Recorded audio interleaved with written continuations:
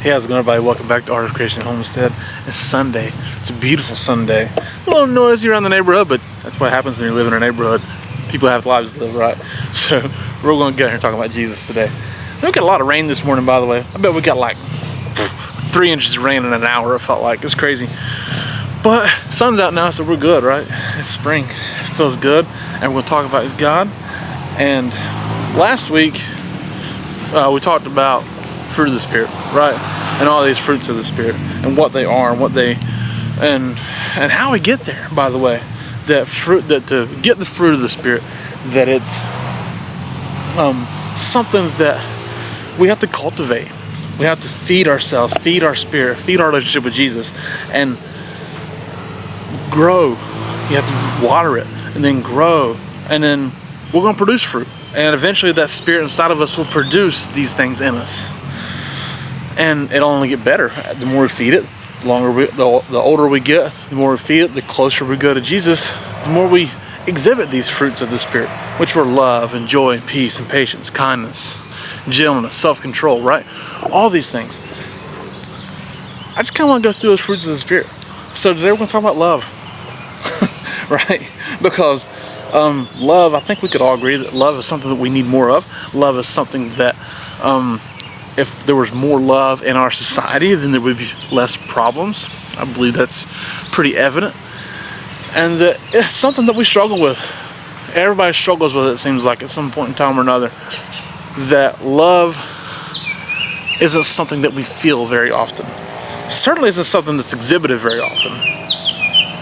See, hear that bird? It's pretty cool. I think it's an oriole.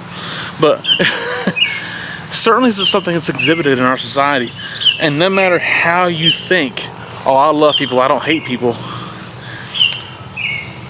I would challenge you to go back to, if you were to search everything that you type out on the internet, do a search of things that you've commented to people on the internet, and see the motive behind what you said, see the intent, the feeling. Was there anger? Was it a little vicious? Was it a little whatever? Did it seem like it was love? No, obviously not everybody types out those things on the internet, but there's a lot of hateful things spoken on the internet, correct? There's a lot of hateful things, a lot of things that are not meant to uplift and encourage, that are typed out on the internet. In 1 Corinthians 13, Paul talked about love. That's the love chapter in the Bible, if you're not familiar with it. And 13, we'll start in verse 4.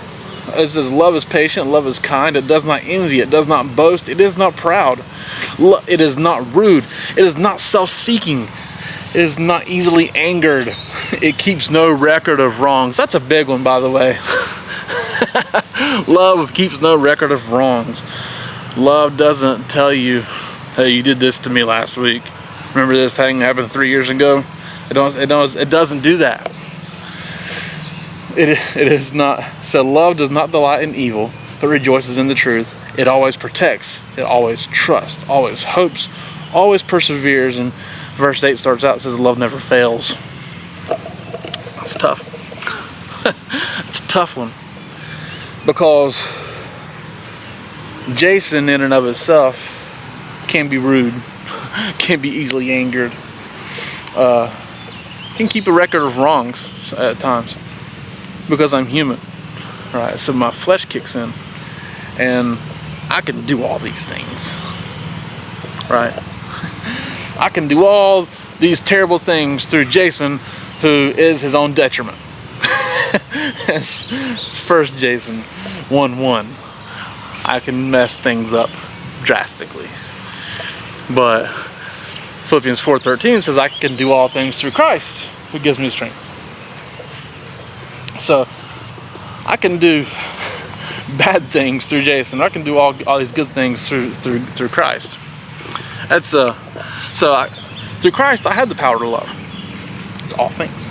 I have the power to love the way Jesus wants us to love. I have the ability to exhibit the fruits of the Spirit through Christ. the first fruit of the Spirit was love. Oftentimes, we don't love. And maybe we confuse what love is. And love is a variable amount of things. Sometimes it can be manifested in a lot of different ways. And sometimes it's passionate. It responds in a passionate manner. It is a little fiery at times. And at times it is love is meek and is serving. It's sacrificial. It lays down its life. But love is so powerful that even though it may be laying down and sacrificing, the action of love is so powerful in that it can absolutely break down barriers with a meek action. It looks meek, but love is so powerful that it can tear down walls. It's an interesting thing, right? Because you typically think it's forcible, it's strong, it's powerful. It's got to be something that, to break down a wall and to break down a barrier, it has to be violent. Love can be violent with a meek action.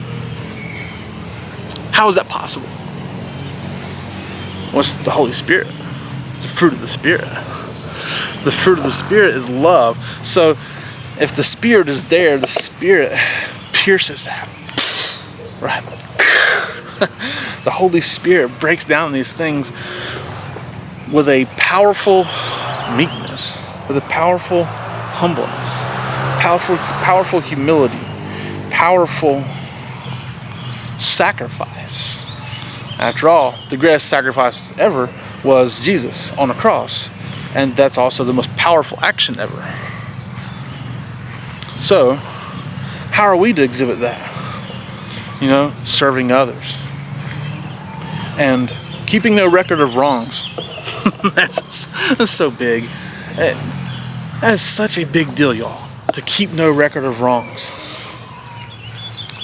To not look at somebody and say, I remember what you did to me 10 years ago, 5 years ago, 10 days ago, last week, right? To forget, to forgive. I don't think you have to forget, by the way. I don't think you have to forget, but you have to forgive. You have to forgive people and love them anyways. Many times we may say, well, I don't feel like loving people. What's wrong with me? Then if I'm a Christian and I don't feel like loving people. Well, I know Jesus, but I don't have love in my heart. That's an interesting one because it's kind of real, right? There's oftentimes that we feel wronged, that we feel like people don't love me, so I'm not going to love them. People have been hurtful towards me. People have been, and those are all real things that happen. That happens. That's honest.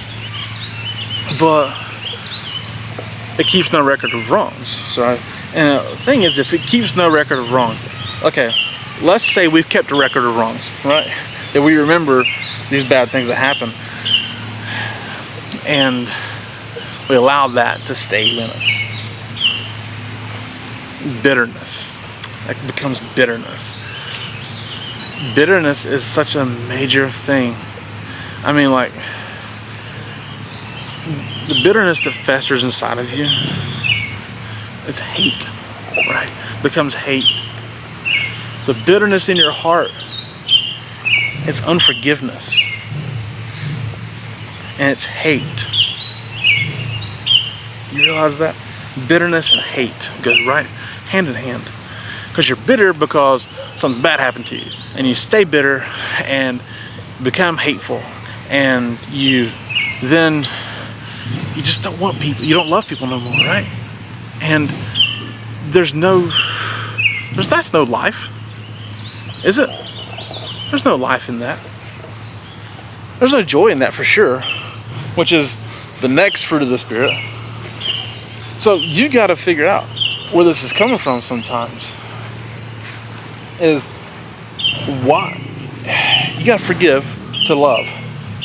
Okay? So if I have the Spirit, why do I not exhibit this love? That's the question. You know, and you have to analyze yourself. Look yourself in the mirror. Am I keeping a record of wrongs? Am I self-seeking? Am I being rude? Am I, all these things. Look at yourself in the mirror and say, okay, why am I not exhibiting love? Are my actions exhibiting love? Does my text messages exhibit love? Does my comments on Facebook exhibit love? Do my comments on YouTube exhibit love? What are my motives? What's going on here? If you don't feel love in your heart, what am I doing wrong? Well, first of all, the more time you spend with God, the more He changes you.